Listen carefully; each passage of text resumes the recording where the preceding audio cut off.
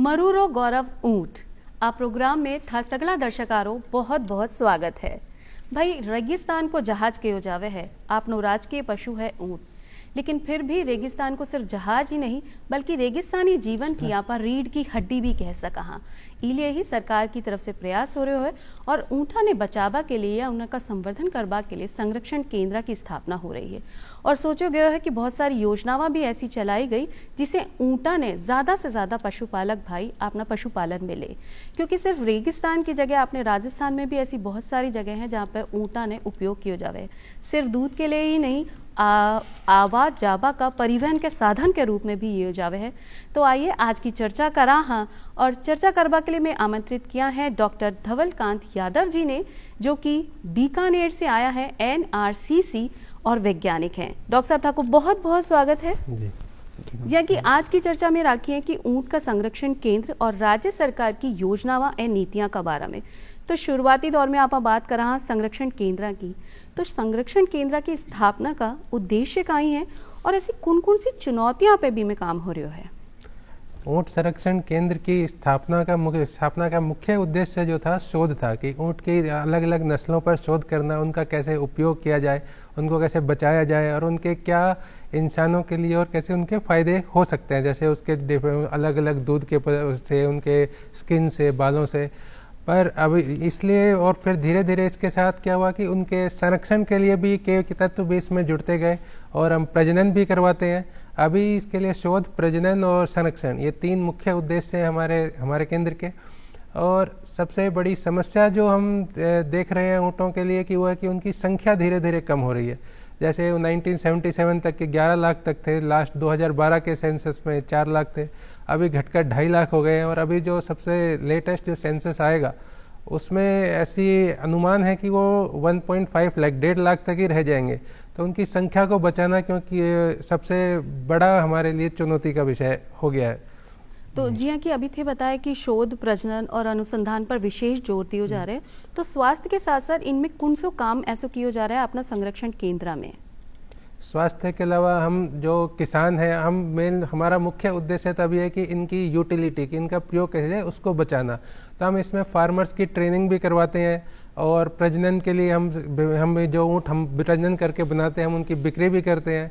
हम फीमेल और different products जैसे मिल्क के, उसके दूध के, हम कह रहे हैं कि जैसे मांस तो हिंदुस्तान में, जैसे राजस्थान में बैन है और ज़्यादातर इतना अपने देश में इतना पॉपुलर नहीं है, तो हम उसके दूध के उत्पाद बनाने की कोशिश करें। दूध की वैल्यू एडिशन, जैसे डिफरेंट प्रोडक्ट, जैसे उसकी कुल्फ़ी बनाना, कुल्फ़ी बनाना, आइसक्रीम बनाना, और क्या कहते हैं कोई डिफरेंट जो फ्लेवर्ड मिल्क हैं वो सब बनाना। और इससे सबसे इम्पोर्टेंट है हम उसकी फार्मास्यूटिकल प्रॉपर्टीज, जैसे ऊँट का दूध का डायबिटीज़ में बहुत फ़ायदा है। दूसरा इसका ऑटिज्म, जो कि बच्चों में दिमाग की कमी, लाइक मंद बुद्धि थोड़ी आती है, उसके लिए फ़ायदेमंद। और भी दूसरी तरह तो हम उसमें निकालें कि इसका फार्मास्यूटिकल दवाइयों की तरह इस्तेमाल किया जा सके। दूसरा ऊँट की मैं एक खास बात बताना चाहूँगा, जैसे एक भ्रांति है अपने देश में, खासकर राजस्थान और हरियाणा में, गुजरात में भी, कि ऊँट के दूध में कीड़े पड़ जाते हैं। कुछ आपने भी सुनी होगी कि कुछ देर में, लेकिन मैं साफ साफ बताना चाहता हूँ ऐसा कुछ नहीं है। कीड़े पड़ने का मतलब ऐसा नहीं है कि पैरासाइट, जैसे हम गाय के दूध में ज़्यादा देर अगर उसको बिना गर्म किए हम रखें तो वो फट जाता है बैक्टीरियल कंटामिनेशन से, ऐसे ही इसमें भी ऐसा ही होता है। अगर उसके हम अपने जो केंद्र है हम उसमें की पास्चुराइजेशन करते हैं तो वो भी उतनी ही देर चलता है जितना गाय का दूध चलता है, बल्कि इसमें मेडिसिनल प्रॉपर्टीज़ ज़्यादा होती हैं। तो इसका उसके बजाय कुछ फ़ायदा भी है। हालांकि ऊँट, गाय और भैंस इनसे तुलना नहीं कर सकते क्योंकि वो दूध ज़्यादा देते हैं, लेकिन फ़ायदा देखा जाए तो ऊँट के दूध का काफ़ी है, क्योंकि इसका फैट ग्लोब्यूल साइज़ भी कम है, पचता आराम से है, डाइजेशन में कोई प्रॉब्लम नहीं है। तो आपने जो संरक्षण केंद्र है बीमे पे शोध भी हो रहा है कि इबी का दूध ने आप क्या क्या इस्तेमाल कर सका, जैसे बीच में आपने बोलो कि इनमें मेडिसिनल प्रॉपर्टी भी बहुत सारी है, तो आपने बहुत सारी बीमारियों में दवाई का रूप में भी इस्तेमाल हो सके, पाचन में भी अच्छो है, और दूध ने बिया ही आप बचाए रख सका, जिया कि आप गाय और भैंस का दूध ने बचा रहे। बीच में आपने एक बात बोली, और जिया आज सबने पतो भी है कि ऊँटा की संख्या में कमी आती जा रही है, तो इको पहलो कारण तो काई है कि ऊँटा की संख्या में कमी क्यों आ रही है, और वर्तमान में ऊँटा का आंकड़ा काई है? कमी आने का सबसे बड़ा कारण यह है कि ऊँट का एक तो साइज़ बहुत बड़ा है। दूसरा ये है कि ऊँट का जो मुख्य उद्देश्य था कि किसान इसको पालता था वो था ड्राफ्ट पर्पस, मान लो वर्क के लिए, सामान ढोने के लिए, ड्राफ्ट पर्पस उसको कहते हैं। अभी वो कम हो रहा है मैकेनाइजेशन की वजह से, क्योंकि किसान समृद्ध हो रहे हैं तो वो ट्रैक्टर के पास जाते हैं, ट्रैक्टर है, प्लोइंग है, तो और दूसरी जो अपनी लोड के लिए व्हीकल्स हैं, ट्रक्स हैं, लॉरीज हैं, तो और इसलिए ऊँट का इस्तेमाल कम होता जा रहा है। अब दूध के लिए हम इसको बचाने की कोशिश कर रहे हैं, लेकिन दूध से ये कंपटीशन नहीं कर सकता गाय और भैंस से, क्योंकि उनका दूध ज़्यादा होता है अमाउंट में और उनको पालना आसान है बजाय ऊँट के। दूसरा, ऊँट का साइज बड़ा होने की वजह से उनका खाना पीना जो उनका होता है चारा वो भी बहुत ज़्यादा होता है, तो इसलिए भी उसको रख पाना वो नहीं है। दूसरा, कुछ पॉलिसीज़ हैं कि एक्सपोर्ट नहीं कर सकते, स्लॉटर बैन है, वो सब, तो उनके लिए किसानों को कोई मोटिवेशन, उनके लिए कोई वह नहीं बचता कि उनको पाला जाए। ये मुख्य कारण है कि मेनली तो उसका ड्राफ्ट पर जो उसकी माल ढोने की क्षमता थी वो उसका इस्तेमाल अब नहीं किया जा रहा है, मेन कारण वो है। दूसरा है रखने में जो इसके ग्रेजिंग, जो इसके चारागाह होते थे, जैसे इसके दूध की मेडिसिनल प्रॉपर्टी बताई, वो इसलिए है, कोई जादू नहीं है, वो इसलिए होती हैं क्योंकि ये चरता ऐसी जगह पर, ये ऐसी चीज़ें खाता है जो कि और जानवर नहीं खा सकते, जैसे कांटेदार पौधे होते हैं, छोटी घास होती है, वो सब, ये ऊंची डालियां जो होती हैं उनकी, अपने यहाँ की कर, ये सब जितनी भी होती हैं, ये उन सब चीज़ों, वो चीज़ें इसके दूध में भी आते हैं और उनसे इसकी मेडिसिनल प्रॉपर्टी बनती है। अब समस्या क्या आ रही है कि वो चारागाह कम हो रहे हैं, क्योंकि धीरे धीरे अर्बनाइजेशन की तरफ जा रहे हैं, तो चरने के लिए भूमि बची नहीं, और घर में रखकर पालना, वो करना, वो चारे की कीमत ज़्यादा हो जाती है, और माल ढोने वाली जो इसकी क्षमता थी, जिसकी वजह से इसकी वैल्यू थी, इसका मूल्य था, वो कम होती जा रही है। तो मुख्य कारण ये है कम होने का। अब इसको बढ़ाने के लिए जो कदम है कि उसको बचाने के लिए, क्योंकि ऊँट एक बहुत ज़रूरी है खास करके रेतीली जो हमारी ज़मीन है उसके लिए, कि वहाँ की इकोलॉजिकल डाइवर्सिटी जो होती है, वहाँ के जो पेड़ पौधे वनस्पति की हैं, उनके लिए ये बहुत ज़रूरी है, क्योंकि ये खाता है, मिट्टी की उर्वरकता बढ़ाता है, चलता है तो सीड डिस्पर्सल में, जो कि और जानवर रेतीली ज़मीन पर नहीं कर सकते, सिर्फ ऊँट कर सकता है। तो इसके लिए हमें ज़रूरी है कि इसको बचाना भी बहुत ज़रूरी है, नहीं तो इकोलॉजिकल डाइवर्सिटी और हमारा बैलेंस जो प्रकृति का है वो बिगड़ता है।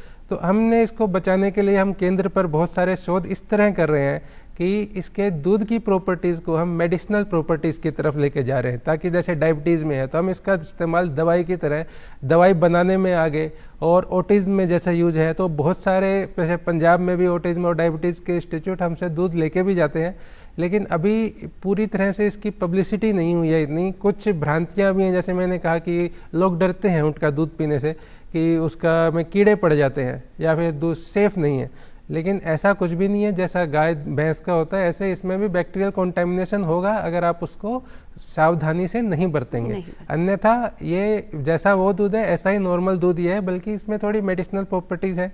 ये थोड़ा सा महंगा भी पड़ता है, क्योंकि ऊँटनी 4-5 लीटर से ज़्यादा दूध नहीं देती अभी तक, गाय भैंस 20-25 तक देते हैं और पालना थोड़ा आसान है। लेकिन इसके लिए थोड़ा अगर फ़ायदा हो रहा है उसकी है तो ज़्यादा देना, और वैल्यू एडिशन की तरफ भी हम जा रहे हैं, जैसे आइसक्रीम वगैरह बनाना, ये और जो मिल्क पाउडर बनाना, ये सब हम फार्मर्स को ट्रेनिंग भी देते हैं और हम बनाकर बेचते भी हैं इंस्टीट्यूट से।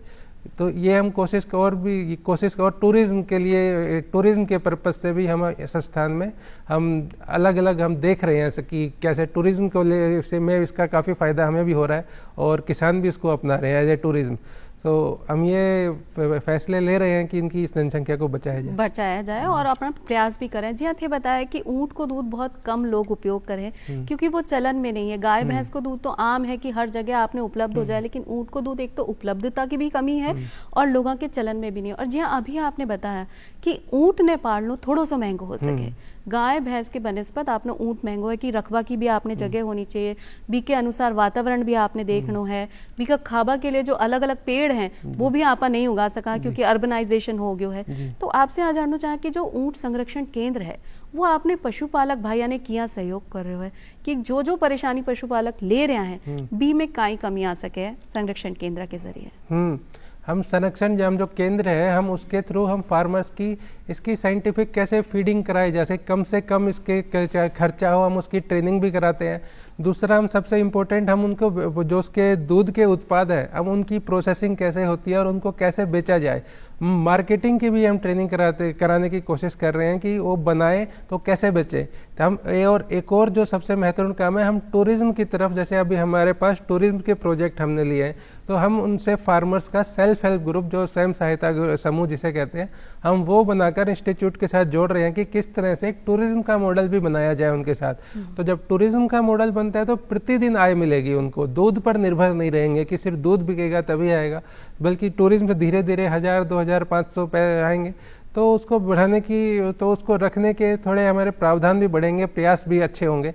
तो और इसके अलावा हमारे पास क्या प्रजनन केंद्र भी है, तो हम एक हर्ड भी रखते हैं कैमल्स का। तो हम जब हमारे पास सरप्लस होते हैं, अच्छे ऊँट होते हैं, ऊँटनियाँ होती हैं, तो हम उनको कम दाम पर हम उनका ऑक्शन भी करते हैं। और ऑक्शन करते टाइम हम उनको ट्रेनिंग वगैरह भी बहुत कम दाम में, 1 दिन की, 3 दिन की, 1 हफ्ते की हम ट्रेनिंग कराते हैं संस्थान के खर्चे पर। तो इससे जागरूकता भी बढ़ती है और अगर उनको आमदनी होती है तो रखने की इच्छा भी बढ़ती है, प्रोत्साहन भी मिले है। एक तरह से भी नहीं लगे कि अगर अपनी कमाई हो रही है तो रकबा में आपने कोई परेशानी नहीं है, तो इले ऊँट पालन में इजाफो भी हो सके और आपको प्रयास भी चल रहे हैं। अब आप योजनावा की तरफ, तो भाई आपने जो ऊँट पालन है भी ने बढ़ावो देवे के लिए बहुत सारी योजनाएं समय समय पर आई, भी में संरक्षण नीति भी आई है, और ऐसा भी आया कि जो पशुपालक भाई हैं वो ज्यादा से ज्यादा प्रोत्साहित हो कि आप ऊँट पालन कर ले, क्योंकि परिस्थिति जन्य है ऊँट पालन, हर जगह के ऊँट पालन नहीं हो सके। तो संरक्षण नीति कौन सी है और योजनावा कौन सी खासकर ऊँटा के लिए आई? खासकर इनकी कुछ नीतियां, कुछ योजनाएं राज्य सरकार की हैं, कुछ योजनाएं केंद्र सरकार की हैं, लेकिन मुख्य 4-5 हैं, वो हम यहाँ पे डिस्कस करेंगे। जैसे पहली, राजस्थान 85% ऊँट की जो जनसंख्या है वो राजस्थान में है, तो ये राजस्थान सरकार की ज़्यादा नीतियां हैं, बाकी कुछ गुजरात सरकार भी है, और बाकी जो जैसे हरियाणा में कुछ है वहाँ पर और नीतियों के साथ ही उनको जोड़ दिया गया है, अलग से नीतियां नहीं है।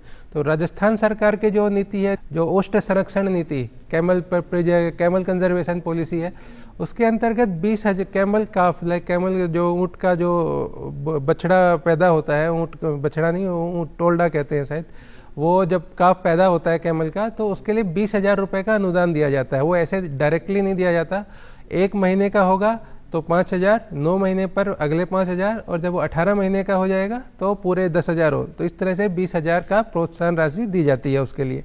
ये कैमल कंजर्वेशन पॉलिसी है। फिर ये राजस्थान सरकार की है। एक और पॉलिसी है राजस्थान सरकार की, मुख्यमंत्री मंगला पशु बीमा योजना।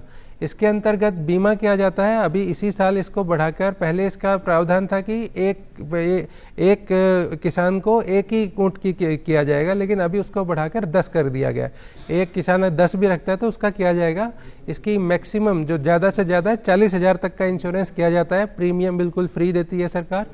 और इसमें जैसे उस बीमारी से मौत होती है या किसी दुर्घटना में या फिर आकस्मिक किसी से होती है, तो उसका जो इंश्योरेंस क्लेम वो ले सकता है। लेकिन अगर कोई सिविल वार या फिर एक्सटर्नल कोई जो अननेसेसरी तरीके से उसको स्लॉटर किया जाए तो उस स्थिति में नहीं दिया जाएगा क्लेम, बाकी दिया जाएगा। ये थी राज्य सरकार की पॉलिसी जो थी।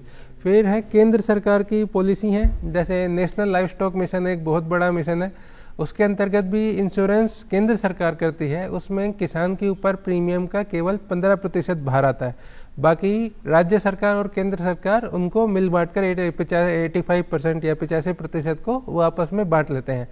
फिर दूसरी इसके अलावा एक है national camel sustainability initiative, NCSI। उसके अंतर्गत बहुत सारे प्रावधान हैं। जैसे सबसे पहला तो उनका ब्रीडिंग है, उनका प्रजनन कराने के लिए सरकार सहायता करती है। दूसरा उनकी जो फोडर है, जो हमने पहले भी बात करी थी कि उनके चारागाह जो है जहाँ वो चरते हैं वो कम हो रहे हैं, तो उनकी सिक्योर बनाने के लिए कुछ जगह को सरकार सिक्योर करती है कि यहाँ पर चर सकते हैं, यहाँ पर कोई भी अर्बनाइजेशन या और कुछ नहीं डेवलप होगा। या फिर दूसरा है कि जो केंद्र सरकार का है कि एनिमल हस्बेंड्री इंफ्रास्ट्रक्चर डेवलपमेंट।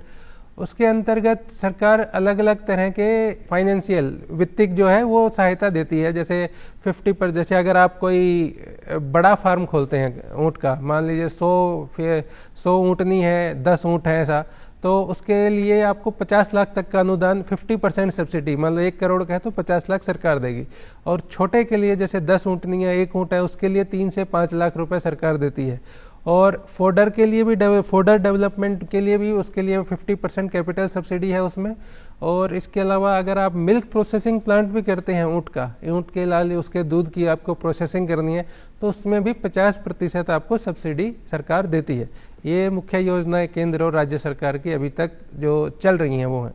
बहुत सारी योजना सरकार समय समय पर लेकर आ रहे हैं। ज़रूरत है आपने सचेत होगा कि जो भी पशुपालक का मन में है कि मैं पशुपालन करूं तो और ऊंट को पालन करूं, तो बी के लिए सरकार को भी प्रयास है कि ज़्यादा से ज़्यादा जो अपना पशुपालक भाई हैं वो ऊँटा को उपयोग करें और बी को पालन भी करें, जिससे आपने टूरिज्म में भी बढ़ोतरी होगी तो आपको दिन भर की आमदनी भी मिलेगी। अगर आप ऊँट को दूध को बेचान करो तो बी से भी आमदनी होगी, या फिर दूध की कोई वैल्यू एडेड चीज़ें बनाओ, आइसक्रीम बना सको, फलूदा बना सको, आगे भी आज के समय में बहुत खासी मांग है। तो इले आपने फायदा होगा कि बस आपने सचेत होने की जरूरत है। एक बात आवे जी, आपने बताया कि मुख्यमंत्री मंगला पशु बीमा योजना जो है बीमा में बीमो हो जावे है, लेकिन आप यूं करा कि आपने जो ऊंट है बी का स्वास्थ्य की देखभाल स्वयं नहीं करनी हो या फिर बी का टीकाकरण की बात हो जाए, तो ई के लिए सरकार की तरफ से क्या प्रयास है? टीकाकरण के लिए जो टीकाकरण मसौदा जो मुख्यमंत्री मंगला पशु का, ये टीकाकरण के लिए ही थी ये योजना कि 40,000 का मैक्सिमम क्लेम है उसमें, और इसमें एक आदमी एक किसान 10 ऊँट तक का उसमें बीमा करवा सकता है एक साथ, और उसके कोई भी बीमारी होती है या आकस्मिक मृत्यु हो जाती है या फिर कोई एक्सीडेंट हो जाता है, वो सब इसमें कवर होता है। जो कवर नहीं होता वो है कि ओनली कोई मान लीजिए कोई सिविल वार हो रही है जो कि नहीं होती, जैसे कोई सिविल वार या फिर किसी ने उसका मीट के लिए उसको स्लॉटर कर दिया या फिर उसको ज़रूरत नहीं थी मारने की, ज़बरदस्ती ऐसा कुछ होता है, मतलब कुछ कारण होते हैं इसके लिए, बाकी ऐसा नहीं होता। बाकी अगर बीमारी है, आकस्मिक मृत्यु है, कोई प्राकृतिक आपदा है, हर किसी में उसका क्लेम मिलेगा, ये है इसकी। और सेंट्रल गवर्नमेंट की जो है केंद्र सरकार की, वो नेशनल लाइफ स्टॉक मिशन के अंतर्गत जो है वो है कि उसमें भी, इसमें तो मुख्यमंत्री मंगला में तो पूरा सरकार ही देती है प्रीमियम, उसमें 85% मिलता है, केवल 15% प्रीमियम देना पड़ता है किसान को, ये इसकी थी। बाकी इनकी बीमा के लिए थी, टीकाकरण के लिए नेशनल डिजीज कंट्रोल प्रोग्राम है एक जो केंद्र सरकार का है, उसमें बीमारियों के लिए सरकार अलग अलग केंद्र बनाती है स्पेशल, कि इन जैसे इसमें बीमारियां होती हैं, ब्रुसेला होती है, एफएमडी होती है, टीबी होती है, ये सब होती हैं। तो इन सब के लिए कुछ, जैसे हमारे केंद्र के थ्रू भी कई बार हम दवाइयाँ बांटने जाते हैं गांव में, सरकार अपने जो राज्य सरकार के वेटनरियन हैं, जो पशु चिकित्सक हैं, उनके थ्रू भी वो दवाइयाँ बांटने का काम होता है। और जो इनका जैसे कुछ के टीके उपलब्ध हैं, जैसे एफएमडी का टीका उपलब्ध है, ब्रुसेला का इनका उपलब्ध है, वो भी सरकार मुफ्त में देती है। समय समय पर जो भी चीजें आपने टीकाकरण की आवश्यकता है वो आपने मिल सके, मतलब उपचार भी आपको सरकार की तरफ से जो पशु बीमा है, बीमे निश्चित है, या आपातकालीन अगर मृत्यु भी हो जाती, कोई परेशानी हो जाती है तो बीमे भी आप ऊँटा को संरक्षण कर सके। इसमें राज्य सरकार की कोई ऐसी योजना नहीं है कि अलग से कुछ है, लेकिन ऐसा है कि धीरे धीरे हर क्वार्टरली, हर 3 महीने में सरकार, राजस्थान सरकार भी कैंप लगाती है धीरे धीरे, कि उन कैंप के थ्रू, हमारा केंद्र है या और कैंप है, राज्य सरकार के पशु चिकित्सक हैं, उनके थ्रू दवाइयां बांटने का, टीकाकरण का ऐसा प्रावधान है। और केंद्र सरकार की है कि national disease control livestock disease control program, उसके तहत तो कैमल नहीं, बाकी सब जानवरों का भी, उसमें ऊँट भी सम्मिलित है, उसमें दवाइयां भी, टीकाकरण भी होता है, मेनली एफएमडी और ब्रुसेलोसिस का। मतलब आपने जो पशु है बी को पालन करवा के लिए भी अपनी योजना है, बी का स्वास्थ्य की देखभाल के लिए भी योजना है, साथ ही साथ बी का बीमा के लिए भी है। और एक जो खासकर परेशानी देखवा में आया है वो है कि ऊँट की अवैध बिक्री हो सके, तस्करी हो सके, तो बीने रोकवा के लिए अपनी सरकार की तरफ से क्या प्रयास हो रहे हैं? उसके लिए या कोई प्रावधान है? एक प्रावधान है 2015 में, prevention of illegal smuggling and slaughter of camels, Rajasthan सरकार की योजना थी। उसके अंतर्गत कैमल का राजस्थान के बाहर स्लॉटर के लिए एक्सपोर्ट नहीं हो सकता, और इवन एक्सपोर्ट भी सरकार ने उसको बंद कर दिया था। ये तो था कि एकदम से हुई, लेकिन इसका कुछ नुकसान भी हुआ कि अचानक से जो दाम थे ऊँट के वो गिर गए, क्योंकि वो जो प्रोत्साहन था वो ख़त्म हो गया कि किसान का बार एक्सपोर्ट नहीं हो पाए, तो प्राइस में जो ऊँटों का दाम था उनके प्रोडक्ट्स का और प्रॉपर, वो एकदम से कम आ गया। बाकी ये मंशा अच्छी थी सरकार की, लेकिन ऐसा होता है कभी कभी। जी जी हाँ, कि अभी ते बताया कि ऊँटा का आवागमन में भी जो नियंत्रण है वो नियम संरक्षण भी किया जावे, और साथ ही साथ ते पहले भी बोलिया कि भाई जो ऊँट का चारागाह है बी की भी कमी होती जा रही है, क्योंकि आप मकान बनाता जा रहे हैं, जंगला की कमी है, और बहुत ऊंचा ऊंचा वृक्ष जिया की खेजड़ी आपने पातड़ बताया वो सब ऊँट खावे हैं, तो औषधीय गुण बी का दूध में आ जावे। तो चारागाह ने बढ़ावा के लिए कई प्रयास किया जा रहा है कि ज्यादा से ज्यादा ऐसी स्थिति मिले कि ऊँट को संरक्षण करना या पशुपालन भाइयों के लिए भी सहायता हो जाए। इसके अंतर्गत दो नीतियां हैं जो केंद्र सरकार की हैं और बहुत अच्छी हैं। पहली तो जैसे अभी हमने पहले भी किया था, नेशनल कैमल सस्टेनेबिलिटी इनिशिएटिव है, NCSI। इसके अंतर्गत मार्किंग की गई है जगह की, अलग अलग जगह की, कि वहाँ पर कोई भी अलग प्रोजेक्ट, कोई भी इंडस्ट्रियलाइजेशन नहीं होगा, वो सिर्फ चारागाह के रूप में होंगे। चिन्हित की गई हैं जगह, तो उनमें चरने के लिए कोई भी जानवर, ऊँट भी और अन्य भी खुले होते हैं, कि वो फ़ायदा है। दूसरा, कुछ जैसे इंफ्रास्ट्रक्चर डेवलपमेंट के अंदर सीड की प्रोसेसिंग या फोडर डेवलपमेंट, फोडर प्रोसेसिंग, उनके अंतर्गत 50% की सब्सिडी देती है सरकार, कि अगर आप ऐसा कुछ फैक्ट्री लगा रहे हैं, ऐसा प्रोसेसिंग प्लांट लगा रहे हैं, तो उनमें आपको 50% सब्सिडी, कैपिटल सब्सिडी मिलेगी। दूसरा, जैसे नेशनल लाइफ स्टॉक मिशन है, उसके अंतर्गत, उसके नेशनल लाइफ स्टॉक मिशन के अंतर्गत भी उनके जो नेचुरल ब्रीडिंग एरिया हैं, जैसे कैमल है, ये सब है जो ब्रीडिंग करते हैं, उनके जो ट्रैक्ट्स हैं, उन ट्रैक्ट्स को प्रिजर्व करने की सरकार कोशिश कर रही है कि उन ट्रैक्ट्स के अंतर्गत हमारा ह्यूमन इंटरफेरेंस कम से कम हो। ये मुख्य नीतियां हैं जो केंद्र सरकार ने राज्य सरकार के साथ मिलकर चला रही है।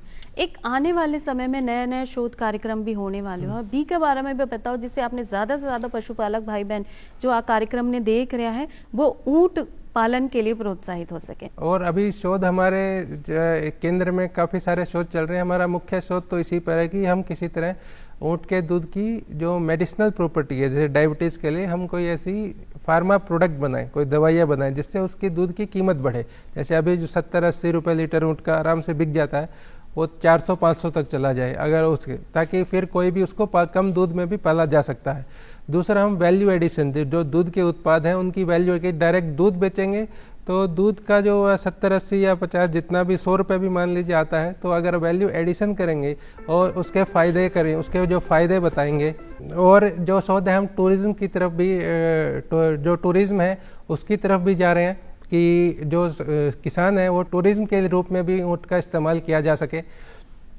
और जो एक और शोध जो हम कर रहे हैं, और शोध जो जैसे टेक्नोलॉजी का यूज़ करके, जैसे इसके चारागाह किस तरफ है, या ऊँट कहाँ कहाँ चरता है, क्या क्या चरता है, ये जो नई नई चीज़ें अपनी सरकार की तरफ से हो रही है, नया नया शोध हो रहा है कि आप जो दूध है बी को बेचान करके तो मुनाफो ले ही सका, साथ ही साथ दूध ऐसी संस्था में बेचका जाके आपने जो मेडिसिनल न्यूट्रिशन मिल रहे हो है, मतलब दूध की वैल्यू बढ़ जाए। जी अभी आप बताया कि 70 रुपये, 50 रुपये, 70 रुपये बिक रहे है, बी के बाद वो 400-500 तक हो जाएगा। तो आप बहुत ही चौकी बात है अपने पशुपालक भाइयों के लिए कि अगर आप ऊँट पालन कर रहे हैं और बी का दूध को बेचान इतना है, क्योंकि एक ऊँटनी जो है वो 4-5 किलो से ज्यादा दूध नहीं दे रहे हैं दिन में, और अगर 4-5 किलो में अगर अपनी वैल्यू अगर बढ़ जाए तो आपनो फायदो ही फायदो है। तो और शोध के लिए के प्रयास चल रहे हैं और नयोपन आप किया ला सका कि सिर्फ दूध का आप दवाइयों में ही उपयोग हो रहा है, या ऐसी कोई फार्मा कंपनी भी है जो सही में दूध खरीद कर नई नई बीमारियों के लिए इलाज इजाद कर रही है? अभी तक इसका, जैसे डायबिटीज़ में, अभी डायबिटीज़ और ऑटिज्म में इसका मतलब प्रूफ है कि हम इसमें इसका फ़ायदा हुआ है, तो उसके लिए हम कोशिश कर रहे हैं कि मॉलिक्यूल, कोई नोवल मॉलिक्यूल ढूंढें। अभी तक हम नहीं ढूंढ पाए हैं कि उससे डायरेक्ट उसका इस्तेमाल किया जा सके दवाई के अंदर। बाकी उसका शोध यहाँ भी चल रहा है और बाहर कुछ अरेबियन कंट्रीज है जहाँ पर ऊँट की होती है, वहाँ भी चल रहा है। बाकी वो अभी तक कोई कंपनी नहीं, जैसे कुछ कंपनी जैसे अमूल है या फिर गुजरात में और हैं कोऑपरेटिव हैं, उन्होंने इनके प्रोसेसिंग प्लांट्स ऊँट के ज़रूर बनाए हैं, जिसके तुरंत वो इसकी जो मार्केटिंग लिंकेज है वो बनाई है, तो इसकी बिक्री बढ़ी भी है। हमारे संस्थान की भी बिक्री बढ़ी है। जयपुर में भी कुछ है फार्मा, जो कुछ किसान हैं जो कि ऊँट का दूध बेचते हैं यहाँ, और उनको मुनाफा भी हो रहा है। हमारी शोध इसी तरफ है कि किसी तरह इसकी यूटिलिटी बढ़ाई जाए दूध के जरिए, और कुछ नियम की हम एक्सपोर्ट के भी कुछ जो पॉलिसीज योजनाएं हैं हम उसकी तरफ भी जाए कि हो सके तो उनका दूध का जो एज ए जानवर है, एनिमल है, उसका प्राइस बढ़ सके, उसका मूल्य बढ़ सके, तो उसको रखने में अच्छा मोटिवेशन रहेगा फार्मर के लिए। जी हाँ, कि आप गाय भैंसा का पालन में आपने मुनाफो हो जाए कि भाई आम रोज मर्रा में आपने दूध इस्तेमाल हो रहा है, बिया ही अगर ऊँट का दूध को मूल्य बढ़ जाएगा तो अपना पशुपालक भाइयों ने फायदो भी होगे। एक सरकार की जो संरक्षणात्मक कदम उठाया गया है वो कौन कौन सा है कि भाई ऊंट को संरक्षण किया जाए? संरक्षण केंद्र तो एक अलग बात हो गई, योजना बनानी अलग होगी, नीति निर्माण है, लेकिन बी के लिए प्रयास भी और करे हुए हैं। प्रयास सरकार कर रही है, अपनी नीतियों के जरिए ही सरकार इनका प्रयास कर रही है। जैसे एआई के लिए हम जब हम शोध कर रहे हैं कि हमारा अभी तक कैमल में हम आर्टिफिशियल इंसेमिनेशन नहीं करते हैं, लेकिन हम अभी कोशिश कर रहे हैं कि वो भी शुरू किया जाए। और जो इसकी ब्रीडिंग की प्रॉब्लम है, मान लो जी कोई एक ही ऊँट रख रहा है कि उसकी तो एक ही ऊँट नहीं रख रहा है, उसको ऊँट भी रखना पड़ेगा या फिर प्रजनन के लिए उसको ऊँट के पास ले जाना पड़ेगा। तो वो समस्या जैसे हमने गाय भैंसों में और कुछ हद तक भेड़ बकरियों में भी हमने इसको सुलझाया है, हम कोशिश करेंगे कि ऊँटों में भी इसका इसी तरह से समाधान किया जा सके। उसमें भी सरकार की मदद है कि उसके लिए। बाकी हमने बताया जैसे कि उसकी बीमा, जैसे मुख्यमंत्री मंगला योजना है, उसके थ्रू बीमा किया जा रहा है कि एकदम से कोई बीमारी आ जाए, कुछ आ जाए तो उसके लिए प्रावधान है कि उससे किसान एकदम से गरीबी में नहीं जाएगा, उससे भी उसको झटका नहीं लगेगा। दूसरा, वैल्यू एडिड प्रोडक्ट्स मिल्क की मार्केटिंग के लिए और मेनली जो इसका टूरिज्म है उसके लिए भी सरकार बढ़ावा दे रही है। उसके लिए हम भी कोशिश कर रहे हैं कि हो सके। डॉक्टर साहब जी, अभी आप चर्चा कर रहे हैं तो अब आप ना बहुत सारा दर्शक जो देख रहे हैं, भी आप कहीं संदेश देना चाहो कि ज्यादा से ज्यादा ऊंट पालन करके भी मुनाफा हो सके? ऊँट, मैं संदेश ये देना चाहूँगा कि सबसे पहले तो हमें ऊँट के दूध की जो महत्ता है, जो कि ये महत्वपूर्ण क्यों है, या फिर हमें ये गाय भैंस के या दूसरे गाय भैंस के दूध को ये कम्प्लीटली रिप्लेस नहीं कर सकता, उसकी जगह नहीं ले सकता, लेकिन ऊँट का दूध एक अल्टरनेटिव जरूर प्रोवाइड कर सकता है। जैसे बच्चों के लिए ऊँट का दूध है, जैसे उसका दिमाग की ग्रोथ के लिए वो इसके लिए वो फायदेमंद है। जैसे जो उम्र दराज लोग हैं तो इसके फैट ग्लोबुल छोटे होते हैं तो पचता जल्दी है, तो उसके लिए भी ये फायदे वो हो सकता है। दूसरा, हमारा जो ये एरिया है, जो रेतीली इलाका है, यहाँ पर दूसरे जानवरों का, क्योंकि यहाँ पर गर्मी बहुत ज़्यादा होती है और सर्दी में सर्दी ज़्यादा होती है बहुत ज़्यादा, और धूल उड़ती है, तो जो हमारे एग्जोटिक एनिमल या गाय भैंस भी जो हमारे यहाँ के नहीं है, जो ज़्यादा दूध देते हैं, उनका यहाँ पर सर्वाइवल थोड़ा मुश्किल होता है, बल्कि ऊँट आराम से कर सकता है। बाकी अगर हम इसके दूध की महत्ता को दुनिया को, या जो कस्टमर है, हमारा कंज्यूमर है, हम उसको बता सकें और कीमत हो सके तो 4-5 लीटर में भी हम उसको रख सकते हैं, मतलब यूटिलिटी हो सकती है उसका कोई नुकसान नहीं है। कुछ भ्रांतियाँ, जैसे ऊँट के दूध में कीड़े होते हैं या फिर ऊँट का दूध सुरक्षित नहीं है पीने के लिए, ऐसा कुछ भी नहीं है। अगर सेम ऐसे ही है जैसे उनका है, इनका भी ऐसा ही है, बैक्टीरियल कंटामिनेशन होता है, फटता है। डॉक्टर धवल साहब थे आया और इतनी चोखी जानकारी आज का कार्यक्रम में दी, भी के लिए थाने धन्यवाद देना चाहा। और आप सभी देख रहे हैं राष्ट्रीय ऊंट अनुसंधान केंद्र की एक खासी प्रस्तुति मरूरो गौरव ऊंट माए। राम राम साहब, फिर मिलांगा नई जानकारी के साथ, तब तक के लिए राम राम।